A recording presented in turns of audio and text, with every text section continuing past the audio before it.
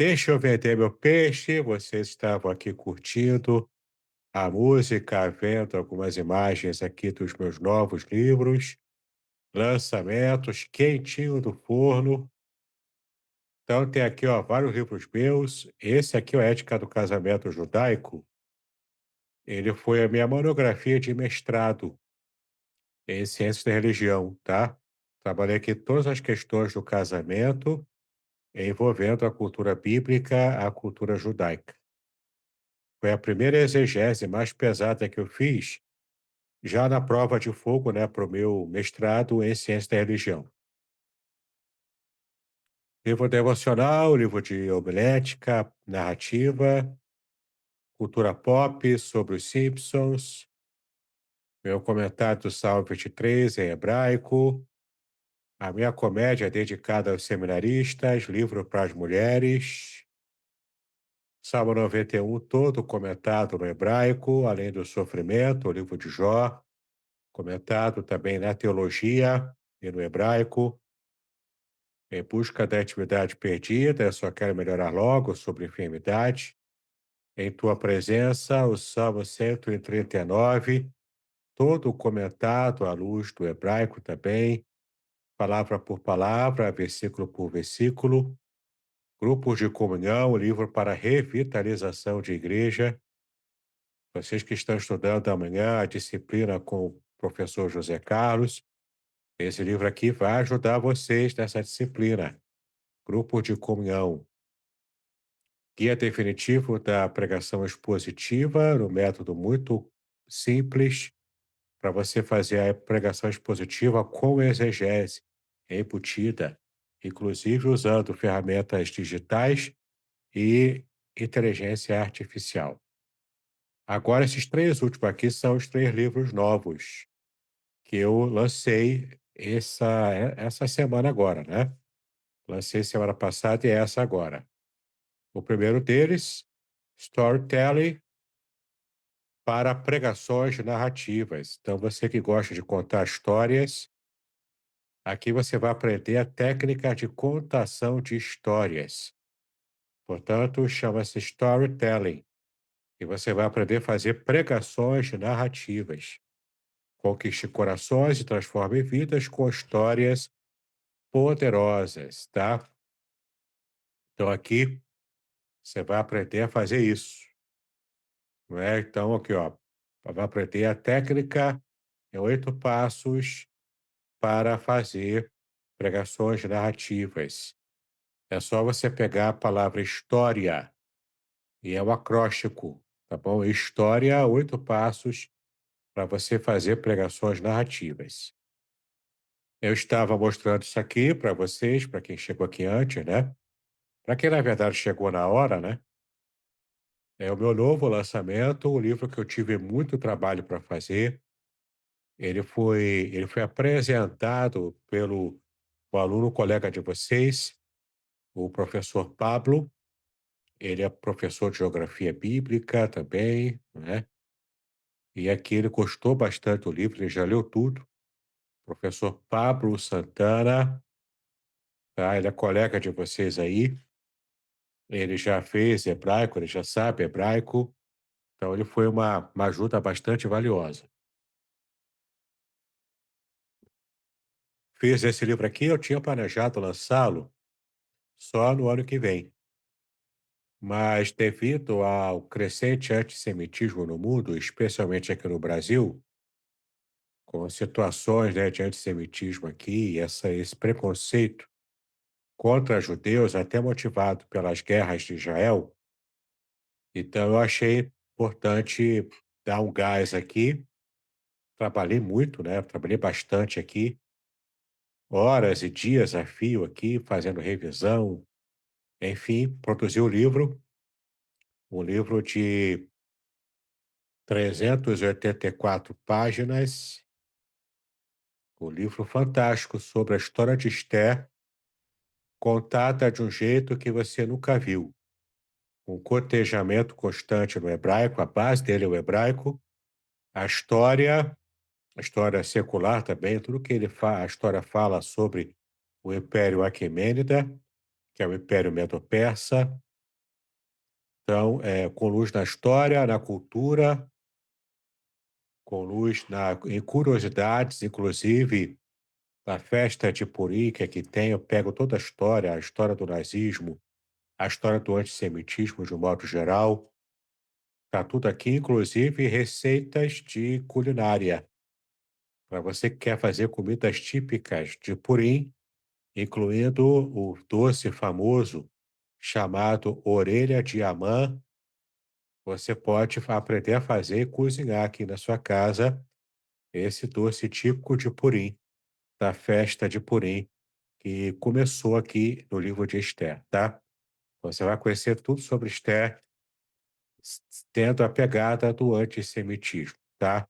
E é um trabalho exegético, embora um trabalho exegético mais simplificado, sem ser muito técnico, né? Mas você vai gostar, tá bom? Para você que quis ver aqui, você não viu ainda, ó. Olha aqui a grossura do livro, como é que ele ficou, tá vendo? A grossura aqui da lombada, aqui, ó, do lado, a lombada, a página de trás, tá vendo? Livraço. Lançamento quente do forno, encomendei o meu, ainda estou esperando chegar, né? É um livraço. O outro livro, ele também é de acordo com esse. Eu escrevi esses dois livros ao mesmo tempo. Esse aqui é o aparato crítico do livro de Esther, informações exegéticas completas para todo o livro de Esther, escrito de modo condensado, resumido. Ele é um livro um pouco mais fino do que o livro de Esther. Aqui é um pouquinho mais fino, né? Mas também não é muito fino. Tem 200 e poucas páginas. É um livraço também. Esse é o livro técnico, para você que quer aprender a parte técnica da exegese do livro de Esther, tá bom? É um livro que complementa o anterior, tá bom? Então, quero destacar esses livros aí. E hoje a gente vai trabalhar o Salmo primeiro. Eu já coloquei lá no grupo para você usar aqui o link desse, desses dois sites aqui para você poder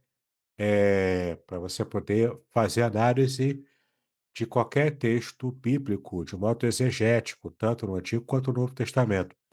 E esse site aqui, o STEP, eu descobri esse site esta semana. Ele é o equivalente ao BibleWorks, só que online, você não precisa instalar nada. Totalmente gratuito, sem pirataria, né? E ele é muito bom, estou gostando muito, aprendi a usar. Estou aprendendo ainda a usar, na verdade. Estou mexendo com eles aqui, né? Com ele. Estou gostando muito. Ele é o equivalente ao BibleWorks em inglês. Tem os mesmos recursos, tá? E você tem ele online. Então você pode trabalhá-lo também, né? Ele é simples, ele é minimalista, é bem tranquilo de se usar, tá? Então eu já deixei aberto aqui o Salmo primeiro no site Step Bible. Também abri aqui o Bible Hub, que vocês já conhecem, eu já mostrei para vocês. Ele é até mais funcional no sentido de que ele é interlinear, enquanto que esse Step Bible não é interlinear. Ele é apenas os textos, né, um embaixo do outro, aqui em várias versões. Então vamos dar uma olhadinha aqui, tá legal? Para você conhecer também o Salmo primeiro à luz desses softwares aqui, especialmente esse aqui, que é um software novo, tá bom? Muito bem. Beleza, então. Vamos orar para a gente começar, que a gente não orou ainda, né? Eu vou pedir aqui, vou ver aqui o Davi Monteiro, nosso representante de turma. Vou ver se ele está vivo aí, se ele está pulsante. Vou pedir para o Davi Monteiro, nosso herejão, fazer a reza forte. Amém. Vamos orar, então. Senhor, obrigado por esse dia, obrigado por essa oportunidade que estamos tendo mais uma vez dos originais, Senhor. a aula tão importante, matéria tão especial. Pedimos para a nossa mente, sabe, nós pedimos a sua graça sobre a nossa vida, nós pedimos que o Senhor fortaleça o nosso coração, que a gente se esforce bastante para que a gente venha absorver o que o Senhor tem para nós. Seja com o pastor Davidson e continue abençoando a família dele também. Em nome de Jesus, amém. Amém, graças a Deus, né? Estamos aqui então com Salmo 1, versículo 1 aberto. Como eu disse lá no grupo, tem um probleminha aqui na tradução. É um erro, é um problema, é um detalhe, influencia na interpretação ou não. Prepare-se porque a sua cabeça vai explodir agora, tá? Depois eu vou colocar lá no grupo também o link de um vídeo do meu canal com o estudo bíblico com o professor Rafael Moré, que é o autor da gramática que nós usamos para estudar. A gramática é de autoria dele. Na época que ele estava começando a escrever a gramática, eu era aluno dele lá no seminário, né? Lá no CTSESC em Alcântara. E então eu mantenho amizade com ele até hoje. Já tem mais de 25 anos isso, né? Bom, então ele, nesse episódio que eu fiz uma entrevista com ele me falou desse detalhe. Eu não tinha percebido antes dele falar. Então fui olhar e é isso mesmo. E vamos já agora descobrir que detalhe é esse e qual o problema de tradução, tá bom? Primeiro vamos começar lendo aqui. Eu vou ler aqui o primeiro versículo, né? Da versão B da revista, a revista corrigida, né? Bem-aventurado o homem que não anda segundo o conselho dos ímpios, nem se detém no caminho dos pecadores, nem se assenta na roda dos escarnecedores. Aqui você percebe agora a NVI, tá? Como é feliz aquele que não segue o conselho dos ímpios, não imita a conduta dos pecadores, nem se assenta na roda dos zombadores. Aqui tem um esquema muito importante que você precisa perceber, tá legal? Nesse site aqui, que é o Step Bible, que eu estou aprendendo a mexer nele ainda, né? Eu já habilitei aqui várias versões, tá? Você coloca aqui, clica aqui na parte das versões que você quer botar aqui, ele coloca aqui um debaixo do outro, tá? É bem interessante desse jeito. Eu coloquei aqui, então, nessa ordem aqui, ó, primeiro a Almeida, depois a NVI, e o texto em inglês já linkado com o hebraico. Então, quando você clica aqui no hebraico, você encosta o mouse aqui nas palavras em hebraico, ele acende ali no inglês. Tá vendo? Esse recurso não tem em português, mas tem duas versões aqui que ele acende para você, tá? É a versão TWAT e a versão OHP. E essa versão aqui não acende porque essa é simplesmente o texto hebraico sem estar linkado. É a versão WLC, que é o Códice Leningradense, né? Códice hebraico Leningradense. Muito bem, vamos começar a olhar aqui. Primeiro você tem aqui a palavra Ashrei. Eu vou ler direto aqui para você, né? Ashrei, raiz, Asher, Lo Halach, Ba'atzat,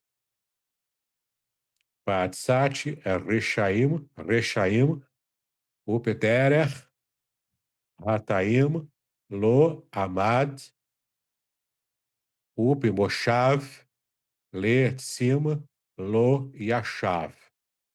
Então você tem aqui numa análise mais superficial, né? Você pode ver aqui até no português mesmo, né? Bem-aventurado o homem que. Bem-aventurado é de fato como está aqui na NVI, é como é feliz.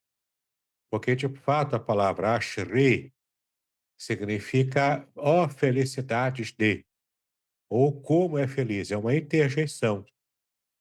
Você já começa a perceber aqui que ashri, e você, se você parar para pensar, você pode ver aqui na parte superior, ele tem aquela trepinha ali azul, né? Onde aparece o resumo da palavra Ashri. Mas se você clica aqui na palavra, ele abre a janela E você tem aqui a palavra Asherê, que vem do original, né, da raiz Esher, que significa blessed, abençoado no caso, né? Você vê que está transliterado aqui, ó, Esher é a raiz. Está transliterado e está aqui traduzido para o inglês. Aqui é o código Strong, tá? Se você tiver o Strong, você pode dar uma olhada aqui, né, no léxico, e você vê que ele tem um acento aqui, ó, mostrando que a sílaba tônica é no E. Então, Escher, tá vendo? É assim que você vai pronunciar. Aqui você pode ver outras ocorrências da palavra Escher na Bíblia hebraica, tem 45 ocorrências na Bíblia hebraica, e o significado em inglês, né? Happiness, blessedness, often. Agora, mas está em inglês, aí como é que eu faço? Aqui na parte de cima você tem, ó, deixa eu ver aqui onde é que tá, tem um lugar aqui que você clica para mandar traduzir. Deixa eu colocar aqui então com o mouse. Não, aqui não apareceu. Mas enfim, você pode mandar traduzir, ou copia e traduz, ou manda traduzir direto aqui na página se aparecer para você, porque para mim não está aparecendo, tá? Por algum motivo. Você manda traduzir, né? E aparece aqui traduzido. Então, o significado happiness, blessedness, ou seja, ó, felicidades, né? O abençoado é often used, a interjeição, muito usado como interjeição. Blessed are, ou seja, é abençoado seja, abençoado é. Então, de fato, abençoado é Ashre Raish. A é o artigo, ish é o substantivo homem. Tá vendo aí? Man, masculino, né? Então, abençoado o homem. Ó, felicidade do homem. Asher. Asher a gente vai estudar ainda, é o pronome relativo. Asher é o pronome relativo que. Tá vendo aqui, ó? Ali em cima está lá, ó, particípio relativo, né? É um pronome relativo no particípio. Então, Ashre, raiz, Asher. Você vê que até essa pontuação aqui, né, a pontuação pasek, separando palavras, né? Então, você percebe que até essa pontuação aqui, olha como são palavras que têm a sonoridade parecida. Ashre, raiz, asher. Tá vendo? Ó? Eles têm esse paralelismo sonoro que a gente viu na aula passada, né? A gente viu então. Então, olha só. Ashre, raiz, asher. Então, ó felicidades do homem que. Aqui vem agora que vem o segredo, tá bom? Agora que vem de fato o segredo. Deixa eu ver aqui. Enfim, né? O povo está chegando ainda. Depois da pontuação aqui vem o segredo. Lo quer dizer não, tá? E aparece várias vezes aqui a palavra lo. Então, lo é não. Então, ó, felicidades do homem que não. Tem vários nãos aqui. Então, cada aspecto negativo que ele apresenta aqui, ele está falando aqui de como você vai identificar alguém que é um justo, é feliz. E esse justo, esse feliz, é aquele que se pontua nesse texto aqui pela negatividade. Ou, em outras palavras, é aquele que não faz o que é errado. Portanto, né, o contrário ao correto também, é aquele que faz o certo. Aquele que faz o que é o certo é aquele que nega a ação pecaminosa, que deixa de fazer a ação errada, tá bom? Então, aqui a marcação é a marcação negativa. E além da marcação negativa, você já percebe aqui em português mesmo que há aqui uma ação progressiva que o justo ou aquele que é feliz tem que evitar, tá? Então, bem-aventurado o homem que não anda segundo o quê? Então, aquele que não anda segundo o conselho dos ímpios. Então, é aquele que está em movimento. Ele se movimenta seguindo os passos dos ímpios. Aí depois a situação piora. Nesse detém no caminho dos pecadores. Então, por que que piora? Ele estava andando primeiro. É a palavra ralar, andar. É to walk, né? Andar. É aquele que não anda segundo o conselho dos ímpios. Mas depois de ele acabar andando, né, o pecador aqui, ele agora se detém. Ele está totalmente detido, ou seja, ele parou. Ele ficou interessado no conselho dos ímpios a tal ponto dele parar, dele ficar lá ouvindo o conselho dos ímpios, porque está prestando atenção. Aqui o sentido é dele parar porque ele está prestando atenção. Então piorou a situação dele.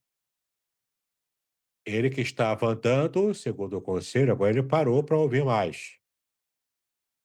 Ele se deteve no caminho dos pecadores, né? E sempre que aparece a palavra caminho em hebraico, que é derer, caminho, significa o modo de conduzir a vida, tá? Nos livros poéticos, caminho se refere ao modo de você conduzir a vida, ou seja, é a sua visão de mundo, tá? Então, é o cara que começou ouvindo o conselho dos ímpios, ele estava andando no caminho dele próprio, começou a ouvir o conselho dos ímpios, agora ele parou, porque ele está interessado em seguir o caminho dos ímpios. Antes o caminho era dele que ele estava seguindo. Agora ele está seguindo o caminho dos ímpios, dos pecadores, né? E agora o estágio final da derrota dele. É quando ele se assenta, aqui é a palavra yashav, yashav é assentar-se, fazer morada, tá? Ou seja, ele ficou tão à vontade com o conselho e com o caminho, que ele agora se assentou na roda dos escarnecedores. Em outras palavras, ele foi degringolando na sua decadência moral, entende? Ele foi decaindo na sua decadência moral. Ele foi piorando o seu estado. Mas ainda não é esse o segredo, porque aqui não tem nenhum segredo em termos de hebraico, né? É só o significado das palavras-chave aqui. A gente viu principalmente os verbos, né? Que são as palavras mais importantes. Mas dentro dos verbos, agora você vai entender como vai mudar o sentido de como você interpretou até agora esse primeiro versículo do Salmo 1. Por quê? Porque todas as versões, praticamente, elas traduzem os verbos no presente. Então, bem-aventurado o homem que não anda, está no presente. Nem se detém no presente. Nem se assenta no presente. Só que aqui vem uma situação, porque o verbo hebraico ele tem dois aspectos verbais. Tem vários troncos verbais. A gente vai estudar isso mais à frente ainda, tá? Os troncos verbais eles apresentam características como a voz, se ativa, passiva, reflexiva. Ele traz características de intensidade do verbo, se é ação simples, se é ação intensificada. Tudo isso é apresentado pelos troncos verbais, tá? A gente vai estudar ainda sobre isso. Mas aqui há o aspecto verbal, que é o aspecto do verbo, do aspecto da ação, a ação completa ou incompleta. Creio que eu já tenha falado isso para você aqui em outras ocasiões, mas não custa nada retomar, né? Nós vamos estudar verbos ainda, vamos ver isso, se Deus quiser.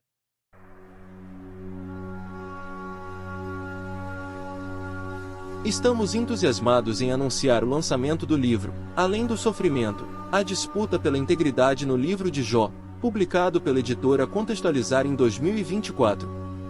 Este livro, escrito pelo reverendo Davidson Bignon, pastor congregacional, mestre em ciências da religião e professor de hebraico bíblico e exegese do Antigo Testamento, possui 420 páginas repletas de comentários profundos sobre o livro de Jó. O autor explora temas cruciais como o sofrimento dos justos, o problema do mal e a teodiceia judaico-cristã. Com análises impressionantes e únicas, o livro promete transformar sua perspectiva sobre sofrimento e fé, oferecendo respostas para as questões mais difíceis da vida. Não perca a oportunidade de mergulhar em um estudo profundo e enriquecedor. Adquira já a obra, Além do Sofrimento, a disputa pela integridade no livro de Jó e descubra um novo entendimento sobre a integridade e a fé. Disponível agora. Então, o verbo no incompleto é a ação que, como o próprio nome diz, não está completa, ela não foi terminada. É uma ação que começou e ela não está terminada ainda, ela está em curso. Então, é uma ação que ainda está em curso e mantém efeitos para o futuro. Então, ela também pode ser traduzida como presente, mas trazendo essa ideia de ação ainda em curso, tá? Quando o verbo está no imperfeito. Agora, o verbo também, ele pode ser conjugado no perfeito, ou seja, o perfeito é ação já terminada, é ação já concluída, que também pode ser traduzido no presente, mas com essa ideia de ação já fechada, já completamente concluída, tá? Então é ação no completo ou no perfeito, né? Porque é ação já fechada. Não tem mais o que acrescentar. É a ação que já foi terminada e os seus efeitos também já terminaram. Agora que vem o pulo do gato. Esses verbos aqui no hebraico está traduzido em português no presente, mas literalmente, qual é a ação verbal que você acha que está no original? Você pode abrir o microfone aí e tentar chutar. Você acha que é a ação completada, já terminada, ou a ação incompleta ainda por terminar? Me diga aí, o que você acha? Por incompleta, de terminal só quer dizer tipo um gerúndio, como se fosse o nosso gerúndio? Mais ou menos isso, é. É uma ação que já teve o início, mas ainda está em curso. Então, o gerúndio, ele representa bem, não é? Essa ideia da ação no gerúndio no presente, no caso. Mas diga aí, você acha que é uma ação completa ou incompleta que está no original em hebraico? Eu acho que é uma ação incompleta. Completa? Não entendi. Incompleta. Então você acha que deveria ser traduzida para o futuro, é isso? Isso. Então, bem-aventurado é o homem que não andará segundo o conselho dos ímpios, nem se deterá no caminho dos pecadores, e nem se assentará na roda dos escarnecedores. Isso, porque Pa- para mim dá uma conotação de que você nunca deve fazer. De que é uma proibição, então, e que você, a partir de agora, tem que se atentar para poder andar correto, é isso? Isso. Mas como pode ser Mas bem-aventurado? rapidinho, mas essa Ah, ideia no presente, mas assim, o verbo no presente não traria esse sentido também? Parando pra pensar. traz. Assim, é porque, tipo assim, não anda, né, e como tá no presente, você nunca no presente deve realizar tal ação? Não sei. Mas a grande questão é essa aqui. Como é que você pode ser bem-aventurado hoje se você ainda vai fazer a ação? O estado de bem-aventurança era decorrente da ação, correto? Então, se você jogar para o imperfeito, para o futuro, você não está vinculando o estado de felicidade ou de bem-aventurança à prática da ação. Você está dizendo que a pessoa é bem-aventurado hoje, por uma ação que ele ainda vai fazer, que ele pretende fazer. Percebe que não faz sentido? Concorda comigo, Michele? Perdão, fui interrompida pelo meu filho. Não, tá certo, é uma interrupção que vale a pena, né? Mas você concorda comigo ou não? Repete, eu não consegui ouvir o final da sua explicação. Vamos lá, bem-aventurado, no presente. Bem-aventurado é o homem que não andará segundo o conselho dos ímpios. Se você joga para o futuro, ele está sendo abençoado hoje por algo que ele ainda não fez. Então, essa felicidade dele, essa bem-aventurança dele, não é decorrente da ação, porque a ação ainda ele não completou ainda. Ele não fez a ação. Entende? Então, percebe que não faz sentido. Concorda comigo ou não?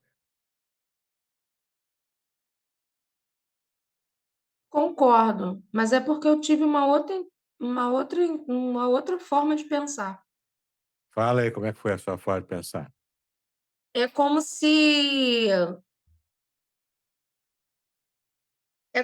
é porque essa ideia que eu tenho. Deixa eu abrir a câmera também que fica mais fácil. Imagina. É porque é como se a ideia de bênção que eu tenho é como se fosse algo que não fosse só bênção momentânea. E quando eu fui ouvindo a sua explicação, deu a ideia de que era alguma coisa que fosse somente momentâneo, e não algo que fosse extenso ao longo da vida, entende? Estou entendendo o seu raciocínio.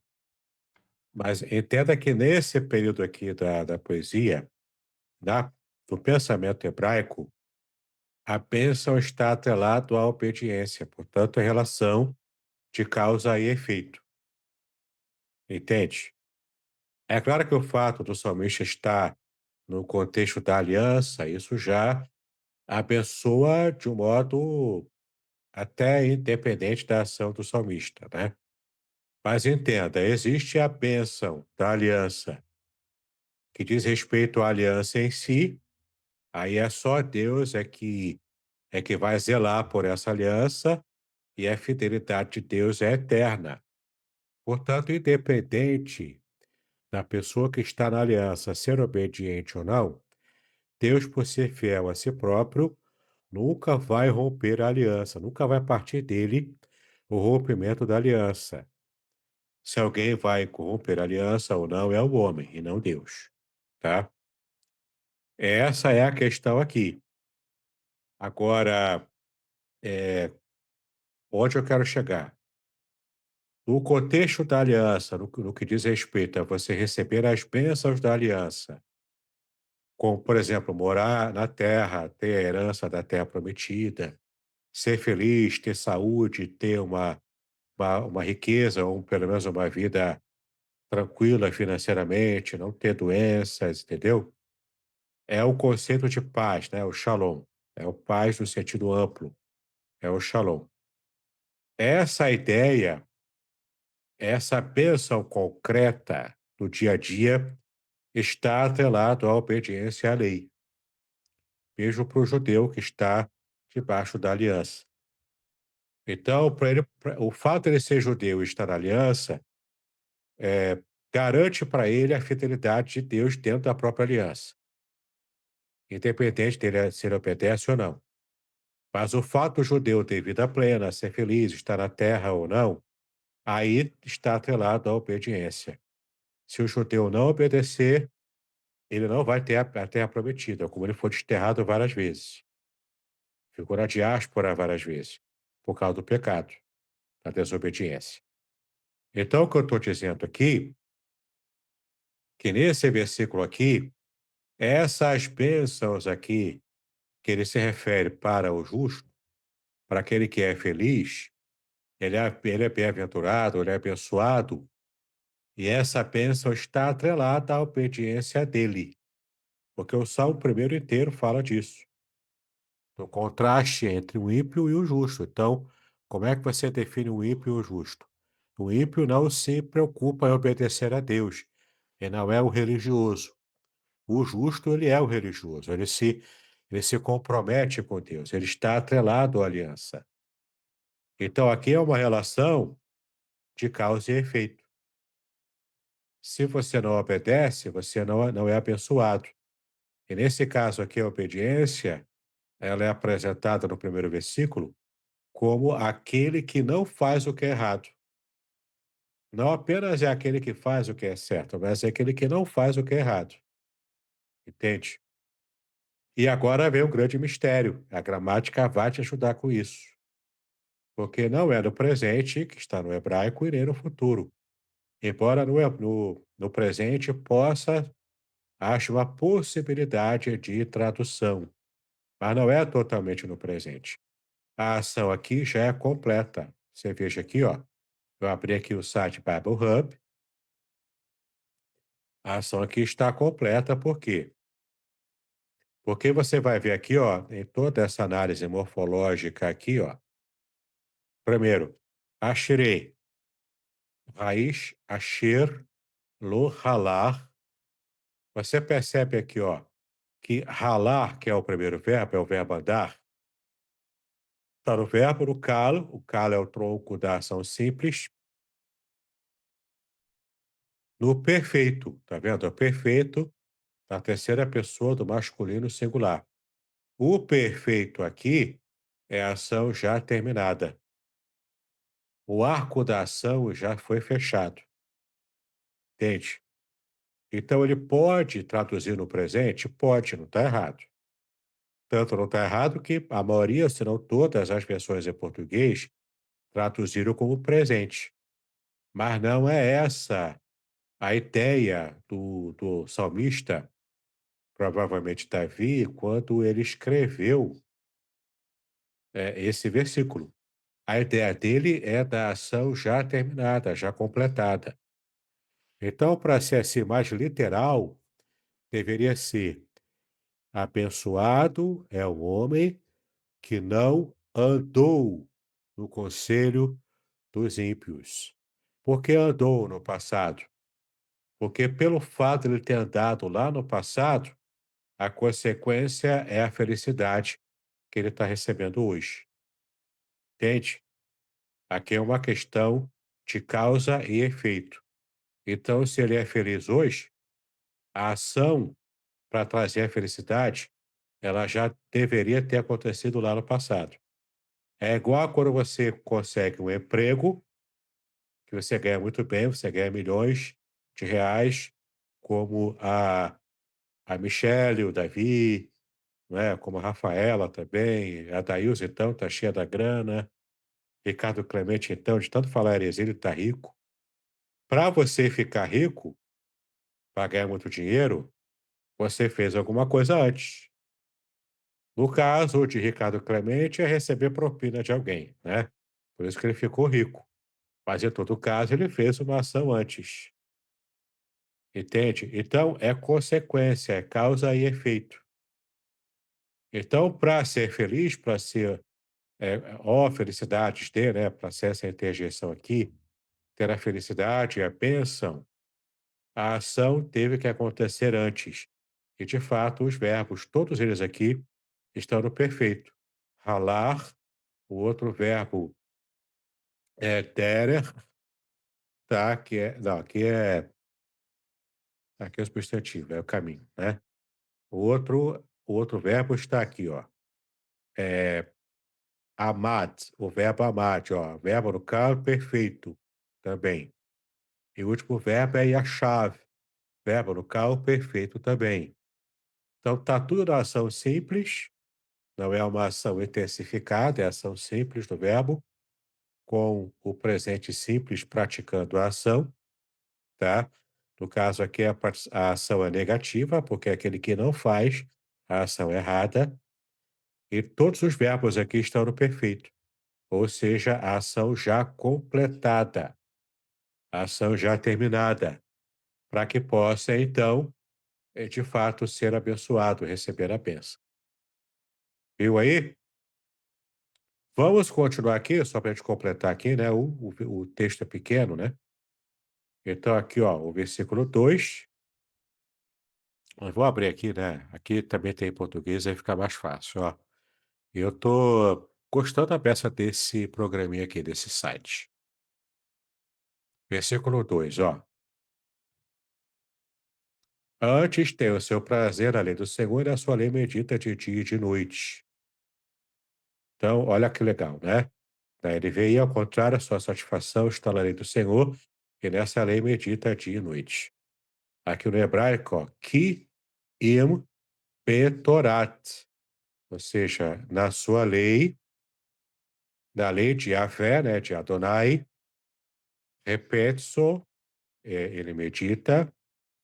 Meditar aqui é ruminar, tá? É ficar mastigando, ruminando, ou é ficar falando baixinho, né? Ficar murmurando. Na verdade, é murmurar. Então, meditar não é ficar pensando assim com a boca calada e pensando no papel em branco, né? Como aquela meditação transcendental. Meditar, não. Aqui, meditar é você ficar recitando baixinho, é você ficar murmurando a lei do Senhor. Não é você reclamar, não é você criticar, não é você ficar xingando Deus e o mundo, mas é você colocar a lei do Senhor na sua boca e na sua mente, tá?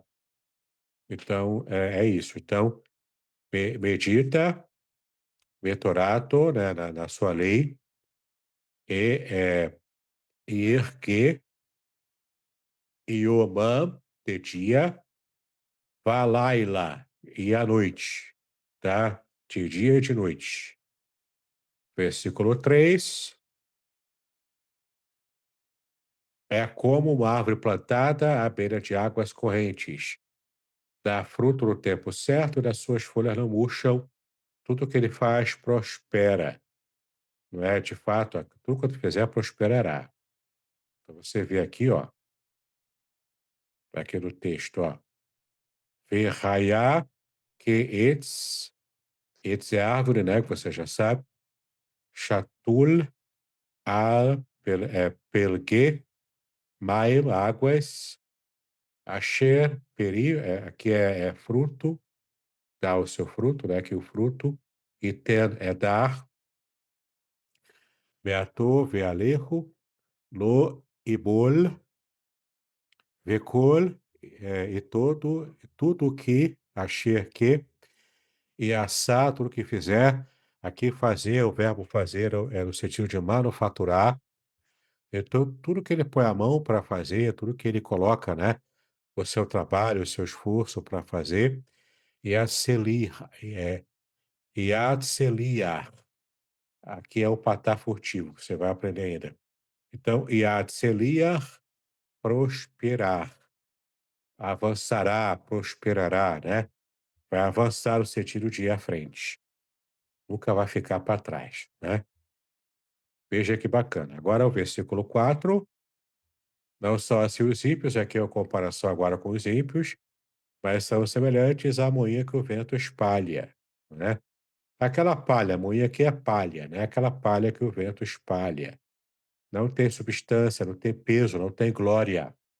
A palavra glória em hebraico é kavud, não é Shekinah. Muita gente acha que glória em hebraico é Shekinah, até por causa daquela música, né? Daquele louvor. Derrama a tua glória, derrama a tua Shekinah, Senhor. Aí confunde. Shekinah não é glória. Shekinah é presença, presença perceptível. É presença real de Deus, tá? Shekinah é isso. Glória em hebraico é kavud, e kavud vem da raiz kavad, que quer dizer peso, algo pesado. Então, quando você fala na glória de Deus, você está dizendo na manifestação divina, e é tão palpável e pesada que você consegue perceber com a sua visão e até às vezes com o seu tato. A glória de Deus, o peso da glória de Deus, lá no tabernáculo, ou então na inauguração do Templo de Salomão, né? Foi tão grande que se manifestava na forma de uma fumaça luminosa. Perceba, a fumaça luminosa é palpável. As pessoas podiam tanto ver a luz, quanto até tocar naquela fumaça. entendeu? Podia talvez sentir o frescor se for frio, ou a quentura se for quente, daquela fumaça luminosa. É a glória, é Kahut, tá bom? Então, os ímpios são como o vento, são como essa moinha que não tem peso, não tem glória, e o vento espalha, porque não tem peso, não tem substância, entendeu? Não tem firmeza. Versículo 5. Pelo que os ímpios não subsistirão no juízo, e nem os pecadores na congregação dos justos. Aqui se refere ao futuro, né? E engraçado que aqui no que se refere aos ímpios é o final deles. Por isso que joga para o futuro. Nesse salmo aqui, o justo se refere ao passado, porque ele já tem uma prática de justiça anterior. Por isso que ele é feliz hoje. E o futuro desse justo é o futuro de bênção, de glória. É o futuro de peso, entendeu? De glória. Agora, o ímpio, ele é tão leve, é tão etéreo, ele é tão sem valor, que ele sequer tem peso. Ele é uma, uma, uma moinha, né, que o vento espalha, ou seja, uma serragem. Ele é um galho seco de uma árvore qualquer, como aquela outra música, né, que você canta também. Enfim. Então, versículo 5, né, os ímpios não subsistirão no juízo, nem os pecadores na congregação dos justos. E para fechar, o versículo 6, pois o Senhor aprova o caminho dos justos, mas o caminho dos ímpios leva à destruição, ou seja, perecerá, né? Ou então leva à ruína. Aqui, ó, a palavra é rechaim, os ímpios, e toved é ruína, tá? Vem de perish, que é completa ruína. Tá bom? Deixa eu dar uma olhadinha lá, porque esse aqui é uma ação intensiva. Então, vamos lá para o versículo 6. Aqui você vai ver que a ação é intensiva. Ó. Tovit, shall perish.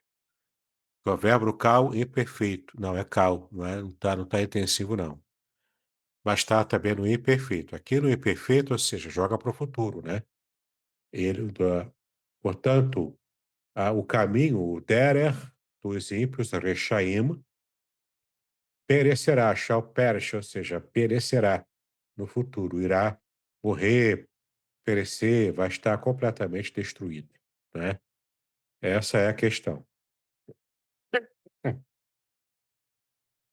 É isso aí, Michele, você está próspera, está cheia de dinheiro aí, né? Está com muito dinheiro no bolso e saúde para dar e vender, né? Muito bem, pessoal, perguntas, dúvidas, comentários, heresias? Abra o microfone, fale agora ou cale-se para sempre.